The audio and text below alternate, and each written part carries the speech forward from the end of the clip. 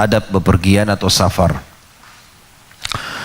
Kata Syekh Abu Bakar Al-Jazairi rahimahullah, seorang muslim memandang bahwa safar atau bepergian jauh adalah bagian dari tuntutan dan kebutuhan hidupnya yang tidak bisa terpisahkan, karena haji, umrah, jihad atau berperang, menuntut ilmu, berniaga, dan mengunjungi saudara-saudara, semuanya merupakan kewajiban dan keharusan yang mengharuskan adanya safar dan perjalanan jauh. Maka dari itu, perhatian Islam dalam masalah safar, hukum dan adabnya merupakan perhatian yang tidak dapat dipungkiri, dan setiap muslim yang saleh wajib mempelajarinya dan berusaha keras untuk menjalankan dan merealisasikan dalam kehidupannya. Sebelum kita masuk ke hukum-hukum safar, safar ini dipandang oleh umumnya ulama kita, ahli sunnah wal jamaah, bahwasanya safar itu adalah obat, pengalaman hidup, ilmu pengetahuan. Bahkan Imam Syafi'i rahimahullah menggabungkan tentang manfaat safar di syairnya yang masyhur. Beliau mengatakan, wasafir fafis safari khamsu fawaidin, dan seringlah kalian safar, dan dalam safar itu minimal ada 5 manfaat yang akan didapatkan. Ya. Lalu beliau mulai menyebutkan, beliau mengatakan, tafriju hammin waqtisabu ma'isyatin. Poin 2 pertama yang beliau sebutkan dari 5 itu adalah hilangnya rasa sumpek dan sedih. Orang kalau safar, dia akan berbaur dengan banyak manusia, banyak pengalaman hidup, mungkin arsitektur bangunan, mungkin cuaca, mungkin makanan yang berbeda, ya. Ini semua memperbaharui hidupnya.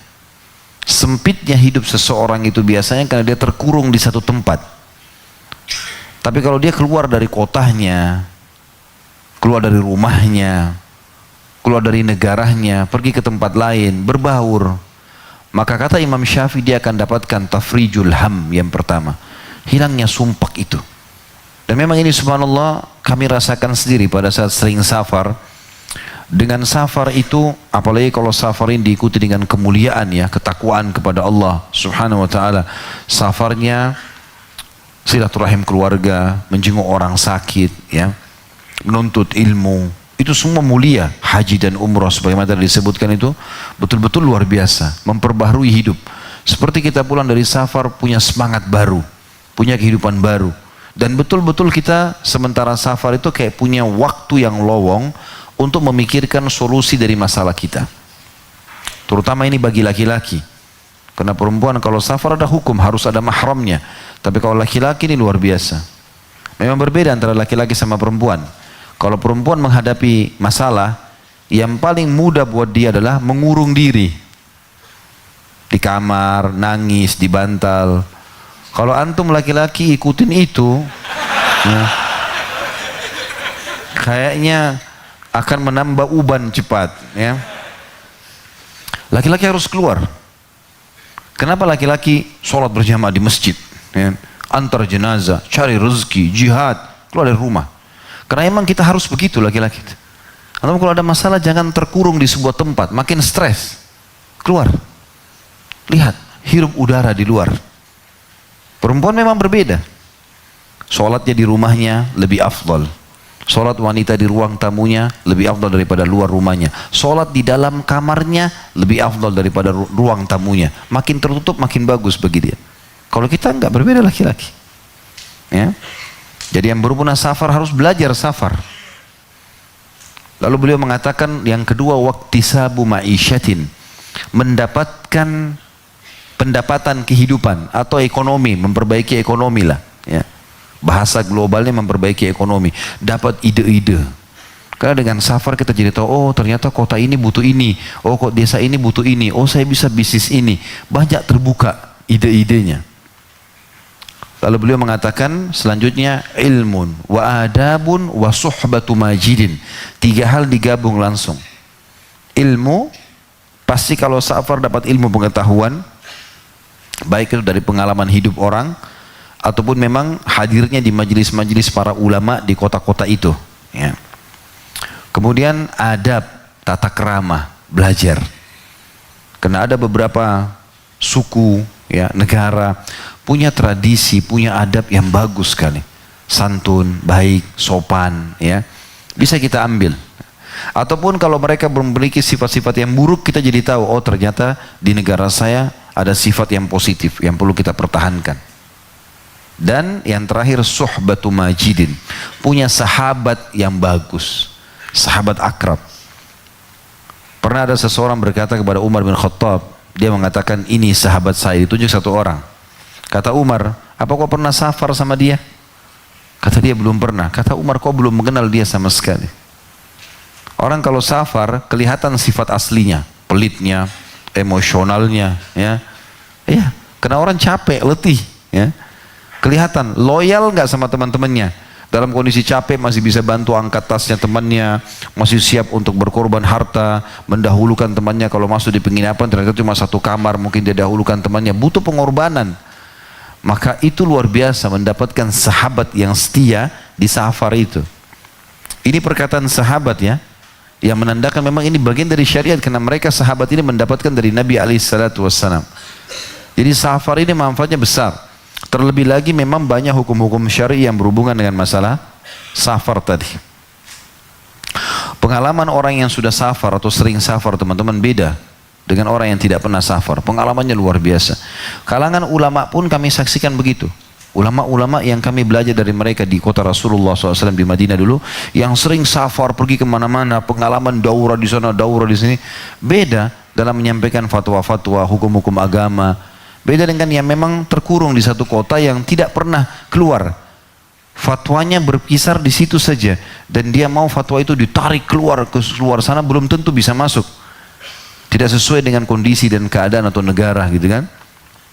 Jadi ini semua teman-teman pengaruhnya besar sekali. Makanya dalam Islam butuh belajar masalah adab safar itu sendiri. Baik, kita masuk ke poin A-nya. Substansial dari bahasan adab bepergian ini adalah hukum-hukum yang berkaitan dengan safar.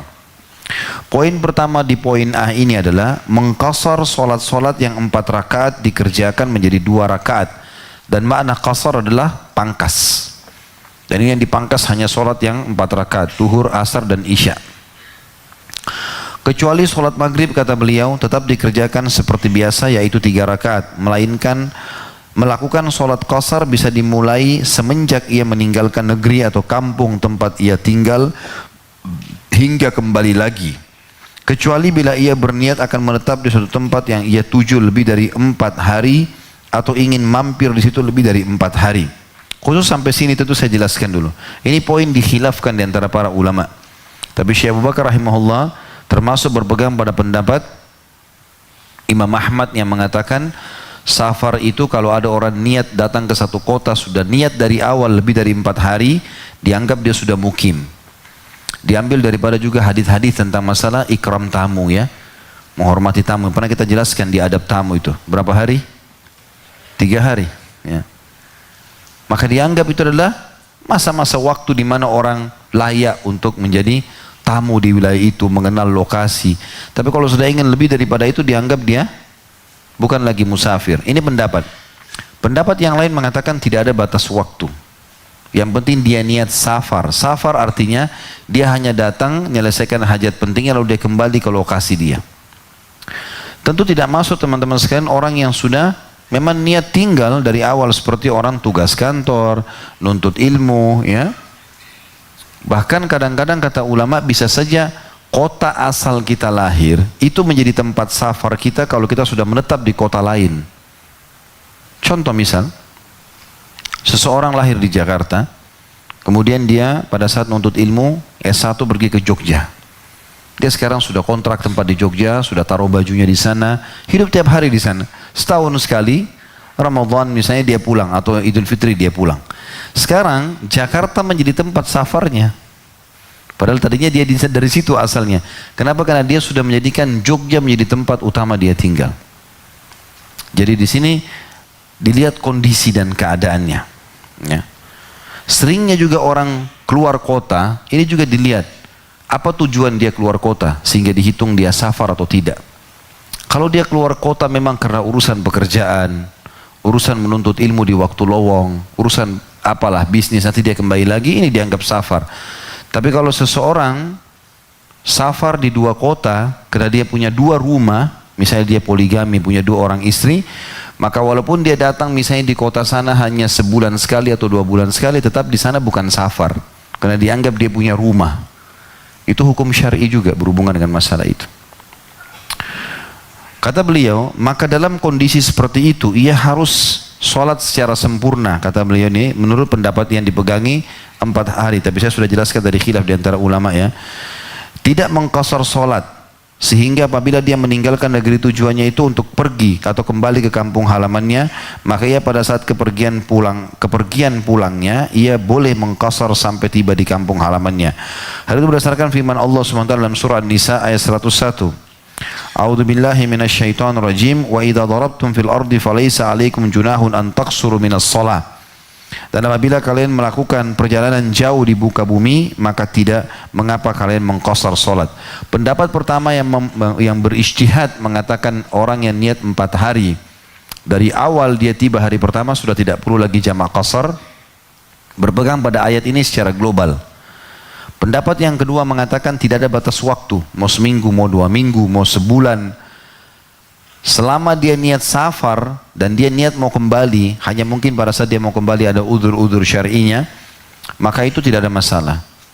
Dalilnya apa? Dilihat dalil yang setelahnya, di mana Nabi SAW waktu membebaskan kota Mekah, ya, beliau pernah tinggal 19 hari di Mekah semuanya qasar. Ya. Padahal Mekah kota asal lahirnya Nabi SAW ya. Tapi beliau sudah hijrah ke Madinah, sudah sekarang tinggal di Madinah, rumahnya di Madinah, di Mekah sudah tidak dianggap lagi kotanya walaupun lahir di sana. Maka beliau mengqasar pada saat itu, dan penduduk Mekah yang mukim di situ karena penduduk Mekah mereka ikut sholat bersama Nabi SAW. Tapi setelah salam Nabi SAW mengatakan, wahai penduduk Mekah, lanjutkanlah sholat kalian karena kami adalah kaum yang sedang musafir. 19 hari non-stop Nabi mengqasar waktu itu. Ini hadis sahih riwayat Bukhari Muslim. Juga Abdullah bin Umar radhiyallahu anhu pernah menjamak sholat, mengqasar sholatnya selama 3 bulan di daerah Rusia, ya, Samarkand sana, disilakan dengan Mawara al-Nahar juga. Maka itu juga karena Abdullah bin Umar menunggu kafilah yang balik ke Madinah. Tiap hari nunggu kafilahnya nggak datang-datang. Jadi setiap hari beliau seperti sedang nunggu. Begitu ada kafilah langsung safar. Maka orang seperti ini kondisinya dia dianggap musafir, gitu kan? Karena memang dia butuh untuk itu. Dia akan segera safar setiap saat datang. Saya subhanallah pernah alami ini di Irian. Saya pernah masuk ke salah satu perkampungan Irian, jauh dari Maroko sekitar 1 jam lagi naik pesawat kecil. Dan pesawat kecil ini karena kecil sekali, Twin Otter hanya dia masuk sekitar 10 orang, tidak sampai 10 orang lah, 8 orang. Pilotnya pun bisa kelihatan sambil ketawa-ketawa gitu ya. Dan kalau bendung pesawatnya kembali lagi. Ya. Maka pesawat ini di musim hujan kadang-kadang datang, kadang-kadang enggak. Saya pernah nunggu 3 minggu di satu perkampungan, di hutan gitu. Nunggu kapal ini, pesawat ini nggak datang-datang. Berita mau datang, hujan, kembali lagi. Sampai 3 minggu. Nah keadaan seperti ini memang haruskan kita jamak, kita nggak tahu, qasar juga.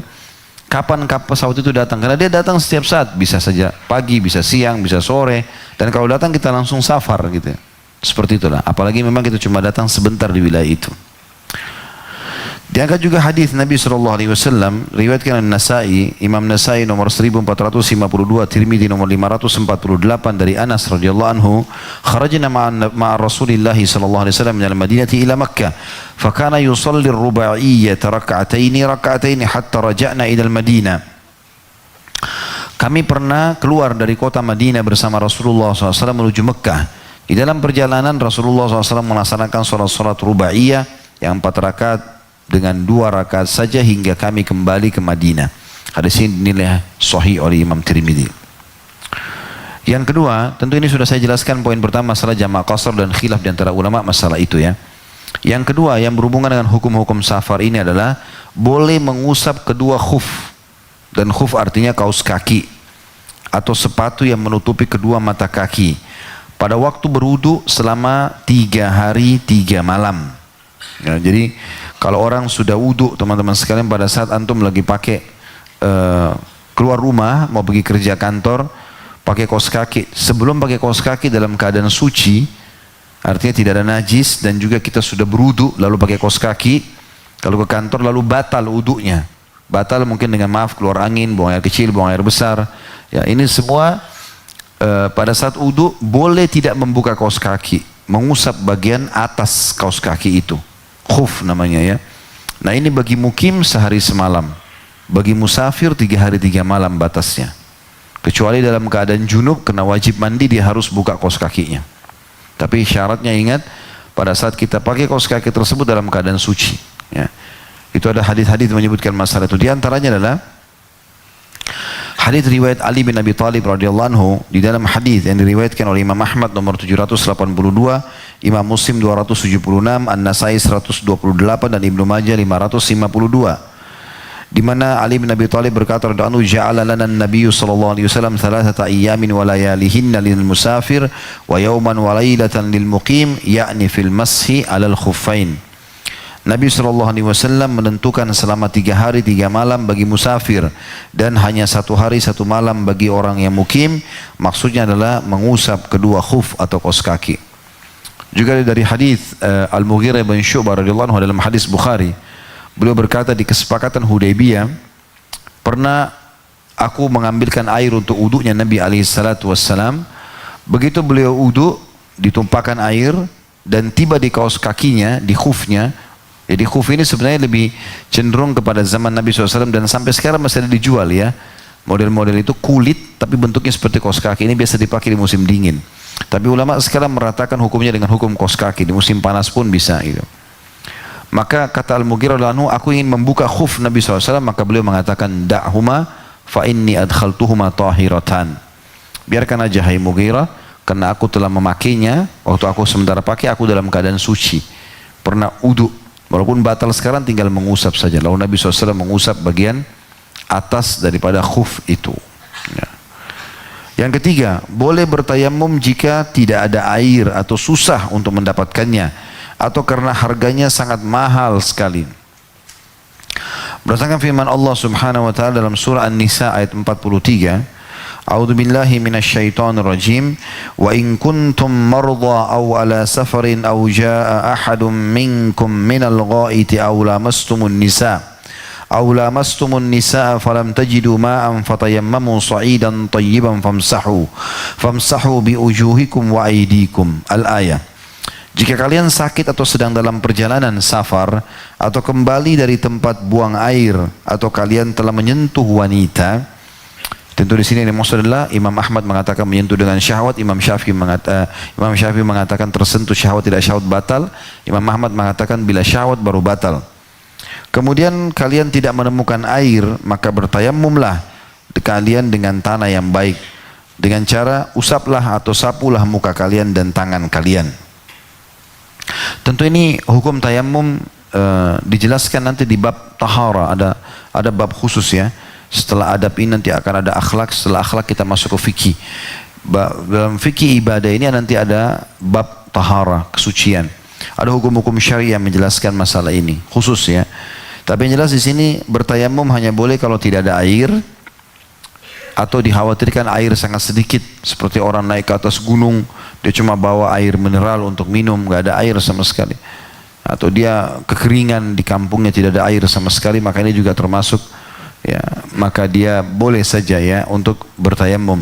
Atau dalam keadaan memang dingin sekali, luar biasa dinginnya dan tidak ada pemanas air, airnya seperti es, maka di situ boleh tayamum, dikhawatirkan dia sakit. Masih ingat tentu kisah Amr bin As radhiyallahu anhu yang pada saat ditegur oleh Umar bin Khattab gara-gara dia tayamum di musim dingin, padahal ada air, nggak mau mandi junub, nggak mau wudu, dia tayamum saja, dan Nabi SAW membenarkan karena memang di padang pasir dan dingin sekali. Itu tentu terjadi di negara-negara yang dingin. Di sini tidak ada ini ya, jangan karang-karang ya. Yang keempat, boleh berbuka puasa. Ini yang bujang-bujang suka ini ya, yang paling malas puasa ini. Berdasarkan firman Allah Subhanahu wa taala dalam surah Al-Baqarah ayat 184 yang berbunyi, A'udzubillahi minasyaitonir rajim, faman kana minkum maridan aw ala safarin fa iddatun min ayyamin ukhar. Al-ayah. Dan jika di antara kalian ada yang sedang sakit atau dalam safar, lalu ia berbuka, maka wajiblah baginya berpuasa sebanyak hari yang ditinggalkan itu pada hari-hari yang lain. Perlu kita jelaskan satu poin di sini. Pendapat yang paling tengah dan paling bisa diterima sebenarnya adalah pendapat yang mengatakan safar boleh batalkan puasa. Ada kerepotan atau tidak kerepotan, intinya safar, dia punya rukhsah, dia punya keringanan.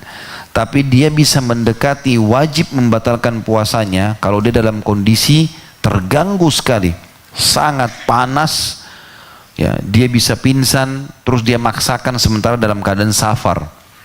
Itu ada riwayat yang sahih, riwayat Imam Ahmad, di mana ada seorang sahabat memaksakan diri puasa, kemudian disiram-siram air oleh sahabat yang lain. Masih sore hari. Lalu kata Nabi SAW, kenapa orang ini? Kata mereka, ya Rasulullah lagi puasa. Kata Nabi SAW, kalau keadaan begini, bukan termasuk kebaikan puasa lagi safar. Tak boleh orang paksakan diri. Ya. Kalau safar ada keringanan, nanti diganti di hari yang lain. Ya.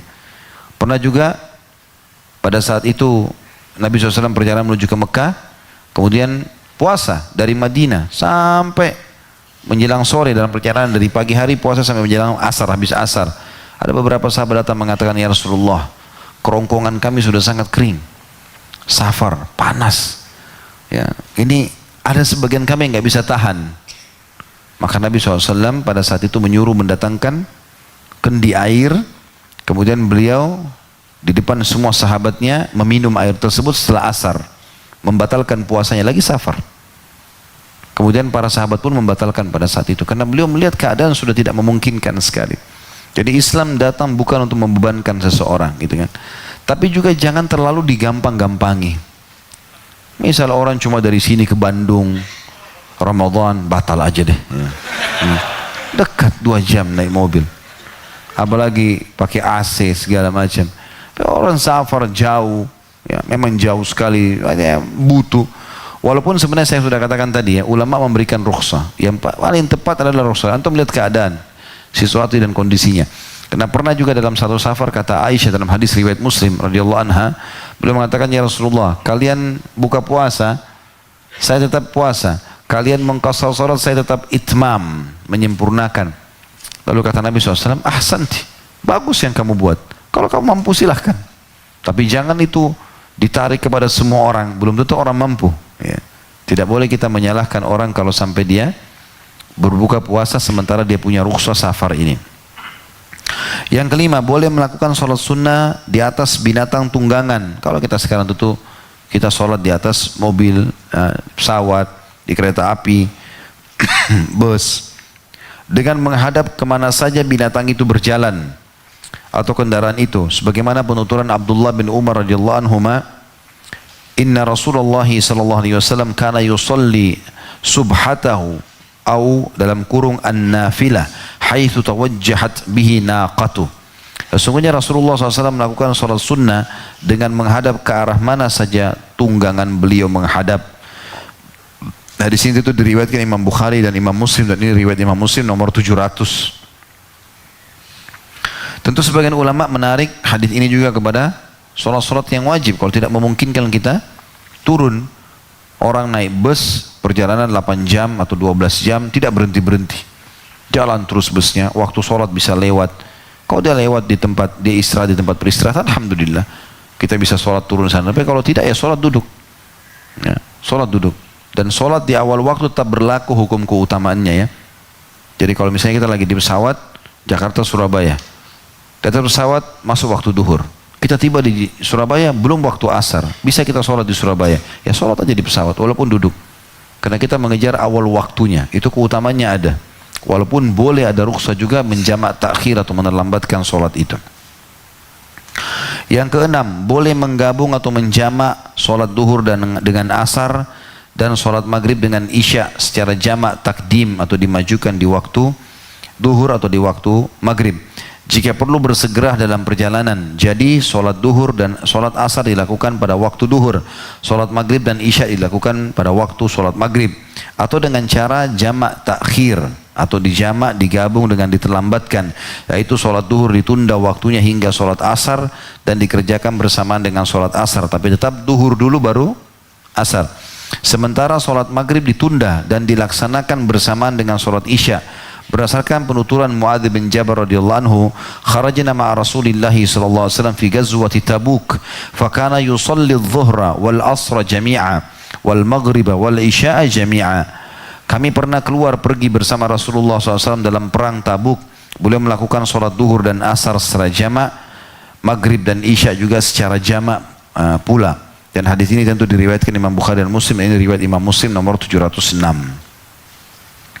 Kita masuk ke poin B-nya tentang adab safar. Dan ini tentu poinnya cukup banyak ya. Adab-adab safar ini kurang lebih 19 poin.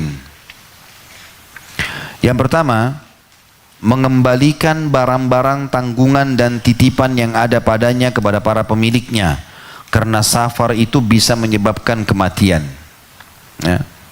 Jadi memang safar itu orang tidak tahu dia bisa kembali atau tidak. Maka semua amanah orang kembalikan kalau mau safar. Atau titipkan kepada ahli waris kita kalau memang itu amanah. Ada punyanya si fulan, punyanya si fulan, ini punyanya si fulan. Jadi kalau kita meninggal tiba-tiba sudah ada haknya orang masing-masing, tidak ada beban untuk kita pada hari kiamat. Yang kedua, perbekalan safar. Dan ini contoh poin pertama dalilnya adalah perilaku Nabi SAW ya. Beliau pada saat mau hijrah ke Madinah pun beliau kembalikan semua hak orang, tidak terkecuali. Dan juga perilaku yang dicontohkan oleh anak mantu Nabi SAW, As bin Abi As radhiyallahu anhu. Pada saat dia sudah masuk Islam di Mekah, dia kembalikan semua amanahnya orang-orang, lalu kemudian dia hijrah ke Madinah. Yang kedua, perbekalan safar dipersiapkan dari harta yang halal dan menyisakan nafkah untuk orang-orang yang wajib dinafkahi seperti istri, anak dan orang tua. Jadi nggak boleh juga kita safar tanpa mempunyai persiapan, kecuali kita tidak punya sama sekali dan safar ini mengharuskan kita sehingga kita bisa mendatangkan rezeki buat keluarga, itu baru boleh.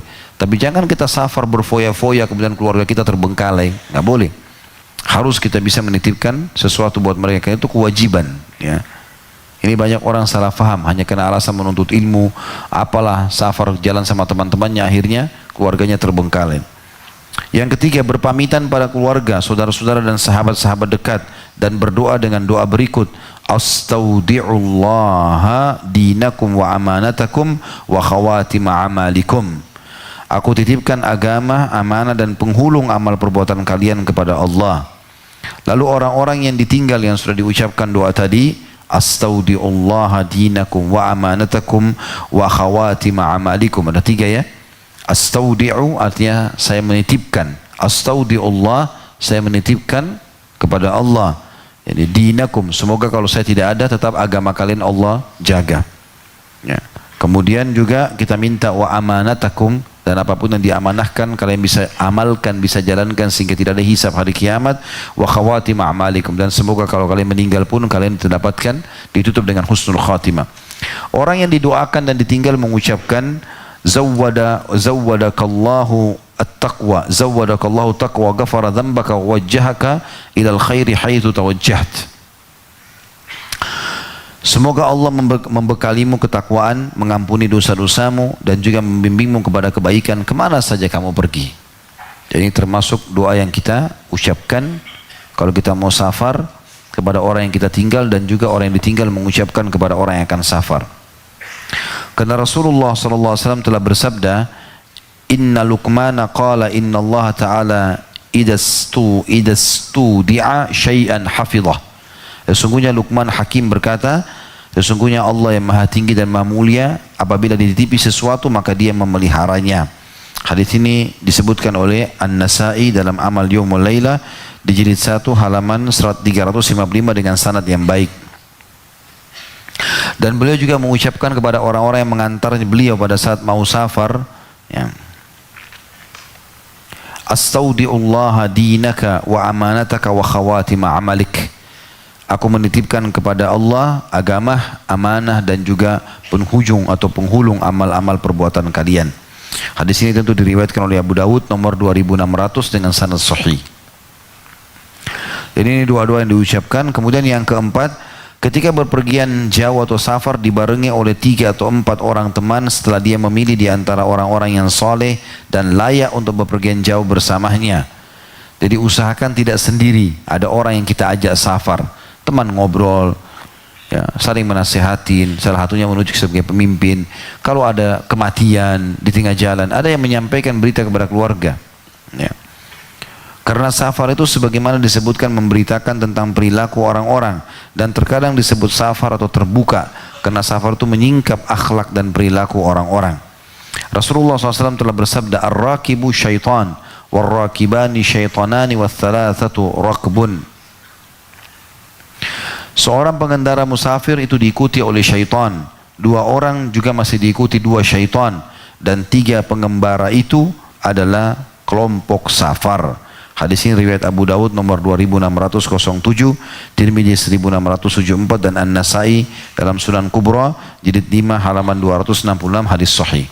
Tentu kata para ulama, hadis Nabi SAW ini berlaku umum kalau seseorang itu safar dan memang dia sendiri, kayak dia sendiri di mobilnya, nggak ada orang lain. Ya. Maka ini berlaku hadis ini, dikhawatirkan dia diikuti oleh syaitan. Tapi kalau misalnya dia safar di pesawat banyak orang, di bus rame-rame, di kereta api rame-rame, maka hadis ini kata ulama tidak masuk di dalamnya. Karena yang dimaksudkan adalah dikhawatirkan kalau dia sendiri bisa dikuasai oleh syaitan. Sangat terbuka pintu maksiat kan? Antum safar ke luar negeri sendirian, lalu masuk ke negeri kafir, fitnahnya banyak, khamr, perempuan, apalah segala macam, nggak ada yang lihat, syaitan bisa bisikin, maka fitnahnya besar. Tapi kalau ada teman, dia masih malu, ya. Apalagi kalau temannya lebih banyak, ya. Maka itu tentu jauh lebih aman. Itu yang dimaksudkan. Dan juga sabda Nabi SAW, "Lau anna an-nasa ya'lamuna minal wahdati ma'alam, ma sara rakibun bilailin wahdah." Kalau sekiranya orang-orang mengetahui apa yang aku ketahui karena berjalan sendirian, niscaya seorang musafir tidak akan berjalan di malam hari seorang diri. Hadis ini riwayat Bukhari nomor 2998. Maksudnya adalah kalau tidak ada orang sama sekali, sunyi, dia sendirian, gitu kan. Sekali lagi kalau rame-rame nggak ada masalah, walaupun dia tidak kenal. Kayak di kereta api kita satu gerbong rame-rame, ya kita tidak kenal, tapi itu rame, membuat orang lebih terjaga. Mau membuat perbuatan salah kan dia jadi malu, gitu ya. Kecuali orang yang luar biasa sudah rusak akhlaknya, karena sedikit dia buat salah orang akan sorotin otomatis, maka dia tidak jadi melakukan perbuatan buruk itu. Sekali lagi yang dimaksud adalah kalau orang sendirian, nggak ada orang sama sekali, gitu kan. Dia safar jauh tengah malam, apalagi zaman dulu orang pakai kuda, ya, pakai unta, banyak hal yang bisa terjadi pada diri dia, berbahaya. Yang kelima, para musafir mengangkat salah seorang di antara mereka sebagai pemimpin atau amir safar yang memimpin mereka dengan musyawarah di antara mereka. Karena Rasulullah SAW bersabda, "Idza kharaja thalathatun fi safarin falyu'ammiru ahadahum." Apabila ada 3 orang bepergian jauh atau safar, maka hendaklah mereka mengangkat salah seorang mereka sebagai pemimpin. Hadis ini riwayat Abu Daud nomor 2608. Pemimpin artinya kalau dia bilang jalan-jalan, kalau dia bilang berhenti-berhenti, dia bilang makan-makan, diikutilah, ya. Dan harus patuh pada dia. Yang keenam, melakukan sholat istikharah sebelum melakukan safar. Karena Rasulullah SAW menganjurkannya sampai-sampai beliau mengajarkan kepada para sahabatnya, sebagaimana beliau mengajarkan 1 surah Al-Quran kepada mereka. Istikharah juga dianjurkan untuk segala urusan. Hadis ini diriwayatkan Imam Bukhari nomor 6382. Dan ini saya anjurkan teman-teman coba lakukan. Jadi jangan selalu hubungkan istikharah hanya kalau mau nikah saja, ya. Karena banyak orang begitu, kalau mau nikah baru istikharah. Saya baru istikharah, pasti referensinya ke masalah pernikahan. Baik orang mau kerja, orang mau bisnis, mau pindah rumah, mau pindah kota, mau safar, semua itu istikharah. Istikharah itu teman-teman jalan pintas doa. Karena kita minta dalam doa kita, kalau antum tidak hafal, bisa diketik di Google itu langsung keluar doa safar, langsung ada doa safar. Atau mungkin di aplikasi banyak sekarang, Masya Allah, tinggal buka. Habis salam, sholat 2 rakaat, niat sholat istikharah, langsung baca. Di antara doanya adalah, ya Allah kalau perkara ini baik untukku, di agamaku, di kehidupan duniaku, di kehidupan akhiratku nanti, takdirkan untukku, ya, mudahkan untukku, berkahi untukku, jadi berkah, ya. Dan kalau seandainya buruk bagi agamaku, bagi kehidupan duniaku, kehidupan akhiratku, ya, maka alihkanlah aku darinya, alihkanlah dia dari aku, dan takdirkanlah kebaikan dimanapun aku berada. Jadi memang kita seperti jalan pintas doa itu. Lakukan teman-teman sekalian. Walaupun coba praktekin dalam perkara apa saja, gitu kan. Dan tentu istikharah dilakukan kalau terjadi 2 hal yang baik dan dua-duanya kita mau milih, akan dipilih salah satunya. Kalau dua-duanya baik, kalau yang satu buruk, yang satu baik, nggak perlu istikharah. Ya, betul ini. Sudah jelas-jelas ini yang satu ini A soleh, ini yang satu fasik, nggak usah istikharah, nggak butuh istikharah itu. Atau kita mau pergi tinggal di satu kota, kota itu buruk, jauh dari akidah, agama, dan kita tinggal di wilayah kita yang agama kita terjaga, nggak butuh istikharah. Ya, pernah ada seorang ikhwah begitu, dia sekolah di Madinah, di kampus kami, kebetulan pernah sering hadir pengajian, saya terus lolos dapat beasiswa di sana. Rupanya dia selama di Madinah sakit. Kemudian dia telepon saya, Ustaz gimana Ustaz, saya pulang atau enggak? Kenapa antum mau pulang? Karena sakit itu di sana atau di sini sama, berobat gitu kan. Apalagi dibiayai gratis sama kampus. Kalau orang jadi mahasiswa sakit apapun gitu. Banyak teman-teman dulu saya ingat yang seangkatan sama saya sakitnya parah ya. Subhanallah, begitu sampai di Madinah melapor di rumah sakit kampus, butuh operasi, dioperasiin gratis. Mungkin biayanya besar kalau di Indonesia. Tapi rupanya dia bilang, saya mau istikharah Ustaz, apakah saya tetap di Madinah atau saya di Indonesia? Saya bilang nggak butuh istikharah. Madinah sampai Indonesia nggak bisa dibandingin. Madinah kota Rasulullah SAW. Nggak butuh istikharah itu gitu kan? Jadi istikharah kalau dua hal yang baik dan kita bimbang ini bersaing nih persentase dari kebaikan dua-duanya, ya. Jadi nggak perlu istikharah kalau satu buruk satu baik. Nah, itu perlu digarisbawahi. Yang ketujuh, ketika meninggalkan rumah membaca Bismillahi tawakkaltu 'alallahi la haula wala quwwata illa billah. Allahumma inni a'udzubika min an adhilla atau a'udzubika an adilla au udalla au azilla au uzalla au ajhala au yujhalu alayya. Dengan menyebut nama Allah aku bertawakal kepada Allah dan tidak ada daya dan kekuatan kecuali dengan pertolongan Allah. Ya Allah, sungguhnya aku berlindung kepadamu agar tidak tersesat dan disesatkan atau disesatkan, terpeleset atau dipelesetkan, ya. Atau menghina atau dihinakan maknanya, ya. Atau bertindak bodoh atau dibodohi oleh orang lain. Hadis ini tentu diriwayatkan oleh Abu Dawud nomor 5095 dan 5094. Tentu ada riwayat lain yang berbunyi, ya, ditambah dengan au adlima au udlam, atau aku menzalimi orang lain atau aku dizalimi. Nah, ini doa keluar rumah. Ini juga ada hadis Bukhari Muslim yang berbunyi, kata Nabi SAW, siapa yang baca Bismillah tawakkaltu 'alallahi la haula wala quwwata illa billah, pada saat keluar rumah maka syaitan yang bertemu dengannya akan berkata pada teman-temannya, orang ini nggak bisa kita goda karena sudah dijaga oleh Allah Subhanahu wa taala. Lalu apabila berada di atas kendaraan hendaknya dia membaca Bismillah, Bismillah, wabillah, wallahu akbar. Tawakkaltu 'ala Allah wala haula wala quwwata illa billahil aliyil azim. Masyaallahu kan wa ma lam yasha' lam yakun. Subhanalladzi sakhkhara lana hadza wa ma kunna lahu mukrinin wa inna ila rabbina lamunqalibun. Allahumma inni as'aluka fi safarina hadzal birra wat taqwa wa minal amali ma tarda.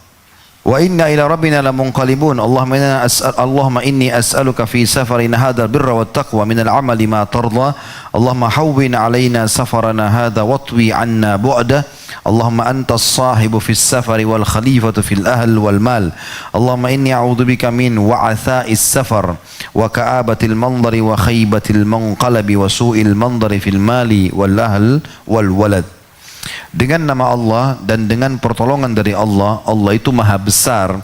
Aku bertawakal kepada Allah, tidak ada daya dan tidak ada kekuatan kecuali dengan pertolongan Allah yang maha tinggi lagi maha agung. Apa yang dikehendaki Allah pasti terjadi, dan apa yang tidak dikehendakinya pasti tidak akan pernah terjadi.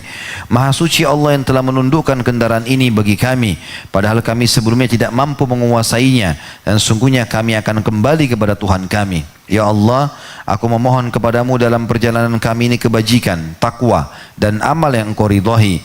Ya Allah, mudahkanlah perjalanan ini bagi kami, dan dekatkanlah jarak jauhnya.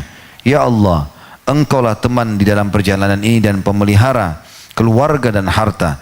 Ya Allah, sungguhnya aku berlindung kepadamu dari kesulitan perjalanan, pemandangan yang menyedihkan, kembali yang tanpa hasil, serta pemandangan yang buruk pada harta, keluarga dan anak. Maksudnya jangan sampai aku safar dan aku pulang, aku temukan rumahku kebakaran, keluargaku meninggal.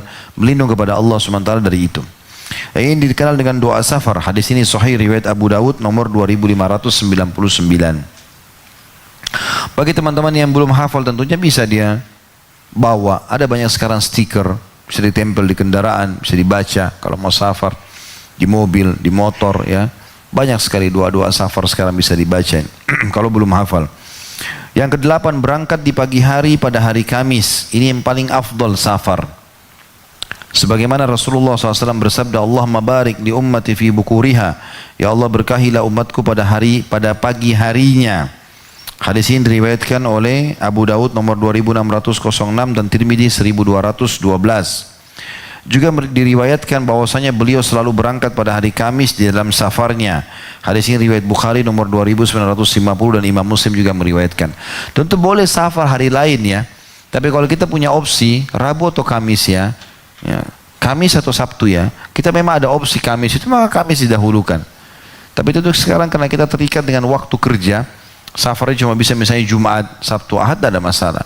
Ini kita bicara kalau opsi penawarannya Kamis atau hari lain, dahulukan hari Kamis dalam safar. Nah. Kemudian yang kesembilan, hendaknya ia bertakbir. Dan ini tentu juga poin ke-8, pentingnya safar di pagi hari atau di siang hari atau di sore hari, yang jelas masih terang ya. Karena malam hari biasanya orang ngantuk ya. Kalau sekarang juga lebih mudah sih, safar malam hari kadang-kadang pesawat aman, tapi tetap juga tubuh letih. Beda dengan di siang hari, pagi hari itu jauh lebih enak. Apalagi kalau yang nyetir mobil, bawa kendaraan sendiri itu kalau pagi hari luar biasa. Ya, nyaman, terang. Ada apa-apa pun terjadi, orang bisa melihat kita, ada kejadian apa bisa dibantu ya. Beda dengan kalau malam hari. Lubang kita nggak tahu ya. Di malam hari sering gitu ban mobil pecah, ban motor, kelihatan hujan, lebat. Banyak gangguan-gangguan gitu. Makanya Nabi SAW mendahulukan safar di pagi hari. Yang kesembilan, hendaknya bertakbir atau mengucapkan Allahu Akbar pada setiap tanjakan kalau naik, menukik. Abu Hurairah radhiyallahu anhu menuturkan bahwasanya ada seseorang laki-laki berkata, ya Rasulullah, inni uridu an usafira fa'ausini. Qala alaika bitaqwallah wat takbiri ala kulli syaraf. Ya Rasulullah, aku akan safar, sungguhnya aku akan safar, maka berilah aku pesan. Maka Nabi SAW bersabda, hendaklah kamu selalu bertakwa kepada Allah dan bertakbir pada setiap tempat yang tinggi atau tanjakan. Hadis ini riwayat Tirmidzi nomor 3445 dengan sanad hasan. Yang ke-10, tentu ini ada hadis lain ya, yang kata Nabi SAW riwayat Bukhari juga, kepada para sahabat, kalau kalian sedang menukik bertakbirlah, kalau kalian sedang turun maka bertasbihlah. Jadi kalau pesawat lagi take off, kita baca Allahu Akbar, Allahu Akbar, Allahu Akbar sampai pesawatnya sudah stabil lurus di atas. Kalau dia juga mau landing turun, kita juga membaca Subhanallah, Subhanallah terus sampai stabil. Kemudian selanjutnya yang ke-10, jika merasa takut kepada seseorang, hendaklah membaca Allahumma inna naj'aluka fi nuhurihim wa na'udzubika min syururihim. Ini doa dihafal ya. Setiap kali kita khawatir sama seseorang, sebagian ulama khawatir karena kejahatannya, karena tipu dayanya. Mungkin dia lemah, tapi lihai dalam menipu. Orang kita punya piutang dengan orang tidak mau bayar, ya, atau apa sajalah yang kira-kira kita khawatir keburukan orang tersebut. Ini doa yang bagus sekali. Allahumma inna naj'aluka fi nuhurihim wa na'udzubika min syururihim. Ya Allah, sungguhnya kami menjadikanmu pada leher mereka. Kata ulama, mereka terbelenggu dengan doa ini sehingga tidak bisa menolak kebaikan-kebaikan atau memang hak kita. Dan juga kami memohon perlindungan kepadamu dari kejahatan mereka. Hadis ini hadis sahih riwayat Abu Daud nomor 1537. Itulah yang dibaca oleh Rasulullah sallallahu alaihi wasallam, kata beliau ya. Kemudian poin ke-11, banyak berdoa kepada Allah di dalam perjalanan, memohon kepadanya kebaikan dunia dan akhirat. Karena doa pada saat bepergian jauh itu mustajab atau diterima. Karena Rasulullah SAW bersabda, thalathu da'awatin mustajabatun la syakka fihinna, da'watul mazlumi wa da'watul musafiri wa da'watul walidi ala waladi. Ada 3 doa yang mustajab, tidak ada keraguan padanya, pasti diterima. Yang pertama, doa orang yang teraniaya. Dan yang kedua, doa orang musafir. Dan ketiga, doa keburukan orang tua terhadap anaknya. Dan ini hadis tentu diriwayatkan oleh Tirmidzi nomor 3448 dengan sanad hasan. Dan ini perlu digarisbawahi teman-teman sekalian ya. Artinya memang betul-betul poin-poin ini sangat penting untuk digarisbawahi. Kalau teraniaya, ucapkan kalimat-kalimat yang baik untuk mengembalikan hak kita. Kemudian yang kedua, doanya musafir. Kapan safar? Ini bisa kita tambahkan dengan 5 manfaat tadi yang Imam Syafi'i sebutkan. Karena beliau menyebutkan tadi mendapatkan solusi jalan keluar, mendapatkan ekonomi yang baik atau ide-ide bisnis, kemudian ilmu adab dan sahabat yang sejati. Bisa ditambahkan tentu dengan doa yang mustajab, gitu kan. Karena ini hadis begitu. Kemudian doa orang tua, tidak boleh kita ucapkan keburukan buat anak-anak. Sering saya bahasakan, kamu nakal, kamu buruk, kamu begini, kamu begitu, ya, kamu ahli neraka. Ini nggak boleh ucap. Ya mungkin karena dia jengkel sama anaknya kan. Dia baik ucapkan semoga Allah berikan kau hidayah, semoga kau jadi baik, semoga kau jadi bakti dan seterusnya. Yang ke-12, apabila singgah di satu tempat hendaknya membaca a'udzu bikalimatillahi tammati min syarri ma khalaq. Mampir dimanapun baca ini. Aku berlindung dengan kalimat-kalimat Allah yang sempurna dari kejahatan yang telah Dia ciptakan. Dan hadis ini tentu diriwayatkan Imam Muslim nomor 2708. Dan lanjutan hadis sebenarnya, siapa yang baca ini maka Allah akan jamin dia selamat ke tempat yang dia ucapkan. Artinya kalau dia keluar rumah dia ucapin, maka dia pergi, dia dijamin oleh Allah akan kembali ke tempat itu juga dalam keadaan aman. Ya, sering membaca doa ini. Dan apabila malam tiba, hendaklah dia membaca ya ardu rabbi wa rabbukillah inni a'udzu billahi min syarriki wa min syarri ma fiki wa syarri ma khulika fiki wa syarri ma yadubbu alayki wa a'udzu billahi min syarri asadin wa aswadin wa min hayyatin wa akrab wa min sakinil balad wa min walidin wa ma walad. Hadis ini diriwayatkan Abu Daud nomor 2603, yang artinya hai bumi, Rabbku dan Rabbmu adalah Allah. Sesungguhnya aku berlindung kepada Allah dari kejahatan keburukanmu dan dari kejahatan apa yang ada di dalammu dan dari kejahatan apa saja yang diciptakan padamu dan dari kejahatan apa saja yang melata di atasmu. Aku berlindung kepada Allah dari kejahatan singa dan ular besar, ular dan kalajengking, dan dari penghuni negeri, manusia dan jin yang mungkin bisa mengganggu aku, dan dari apa saja yang beranak atau iblis dan anaknya syaitan. Ya, ini doa berarti kita berlindung dari semua keburukan. Kalau tiba di malam hari membaca ini. Yang belum hafal difoto di handphonenya, ya. Foto di handphone ini simpan. Jadi kalau pada saat lagi safar baca, gitu kan. Jadi tahu. Kalau memang tidak sempat, karena ini kan di buku bisa jelas, diperbesar di save. Daripada antum cuma simpan foto-foto terus, ha? Nah, foto yang tidak ada gunanya, akhirnya foto yang bukan mahram disimpan. Ha? Lebih baik doa-doa, ya. Ke-13, apabila merasa takut karena sendirian atau kesunyian, hendaklah membaca Subhanal Malikil Quddus Rabbul Malaikati Warruh Jullilatis Samawatu Bil Izzati Wal Jabarut. Maha suci Allah yang maha raja lagi maha suci, Rabb semesta atau seluruh malaikat dan Jibril, langit diagungkan dengan keperkasaan dan kekuasaannya. Yang ke-14, apabila tidur pada awal malam atau senja, hendaklah tidur berbantalkan lengan kanan lengan tangannya, dan jika tidur di akhir malam, hendaklah menegakkan lengan tangannya dan kepalanya di atas telapak tangannya, agar tidak ketiduran hingga menyebabkan ketinggalan sholat subuh dari waktunya. Jadi ini ijtihad yang beliau sampaikan. Sebenarnya sunnah Nabi SAW adalah meletakkan tangan di bawah pipi dan balik sisi kanan. Yang ke-15, apabila sudah mendekat kepada suatu kota, hendaknya membaca doa berikut ini, karena Rasulullah SAW membacanya. Allahumma ja'al lana biha qarara warzuqna fiha rizqan halala. Allahumma inni as'aluka khaira hadhil madinah wa khaira ma fiha wa a'udzu bika min syarriha wa syarri ma fiha. Ya Allah, jadikanlah kota ini tempat tinggal yang aman bagi kami, dan berilah kami rezeki yang halal di sana. Ya Allah, sungguhnya aku memohon kepadamu kebaikan kota ini dan kebaikan yang ada di dalamnya, dan aku berlindung kepadamu dari keburukannya dan keburukan yang ada di dalamnya. Hadis ini itu diriwayatkan oleh Ibnu An-Nasai dalam Amal Yawm wa Layla, dan Ibnu Sunni juga menyebutkan, serta dalam Kanzul Ummal juga disebutkan. Juga ada hadis Bukhari Muslim sebenarnya yang berbunyi, ya, Nabi SAW mengingatkan para sahabat, kalau kalian turun ke sebuah tempat, maka bacalah Allahumma inni as'aluka khaira hadhil balda wa khaira ahliha wa khaira ma fiha. Ya Allah, aku minta kebaikan negeri ini, kebaikan penduduknya dan kebaikan yang ada di dalamnya. Wa a'udzu bika min syarri hadhil balda wa syarri ahliha wa syarri ma fiha. Dan ya Allah, aku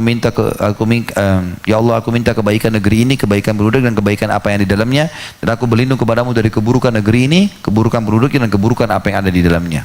Ini mirip dengan riwayat ini tentunya, tapi beda sedikit lafaz. Seperti riwayat Nasa'i ini ada tambahnya, Allahumma ja'al lana biha qarara warzuqna fiha rizqan halala.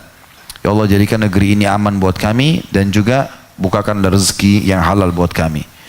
Yang ke-16, hendaknya segera pulang dan kembali ke kampung halaman setelah selesai menunaikan semua kebutuhan dan keperluannya dari tujuan safar yang ia lakukan. Rasulullah SAW telah bersabda, as-safaru qit'atun minal adhab yamna'u ahadakum ta'amahu wa syarabahu wa naumah fa idza qada ahadukum nahmata aw hajata min safarihi falyu'ajjil ila ahli. Safar, bepergian itu adalah sepotong dari azab atau siksaan. Ia menghalangi seseorang di antara kalian dari makan, dari minum dan tidurnya. Karena dia harus cari makanan yang tepat, minuman yang tepat, penginapan yang tepat. Maka apabila seseorang di antara kalian sudah selesai memenuhi keperluan dari tujuan safar yang dilakukannya, hendaklah ia segera kembali ke keluarganya. Hadis riwayat Bukhari nomor 3085 dan Imam Muslim 1345. Yang ke-17, apabila telah kembali ke kampung halaman, hendaklah bertakbir 3 kali. Allahu Akbar, Allahu Akbar, Allahu Akbar, sambil membaca ayibuna, taibuna, abiduna li rabbina hamidun.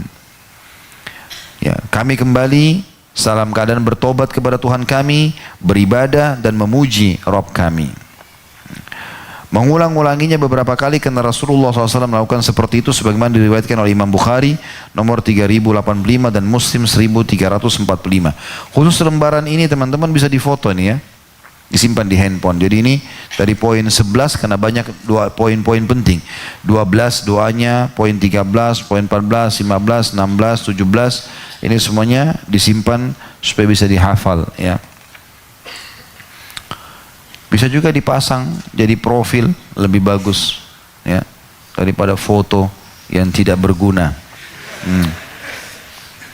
Jangan tersinggung ya. 18, hendaknya jangan pulang ke rumah pada malam hari ya. Ini tentu poinnya di sini diriwayatkan Imam Bukhari nomor 1801 dan Imam Muslim 715. Dan hendaknya mengutus seseorang untuk menyampaikan berita gembira kedatangannya kepada keluarganya agar mereka tidak kaget dengan kedatangannya. Demikianlah petunjuk Rasulullah sallallahu alaihi wasallam. Ini perlu digarisbawahi juga pendapat ulama. Dikatakan adalah di zaman dulu belum ada alat komunikasi kayak kita sekarang.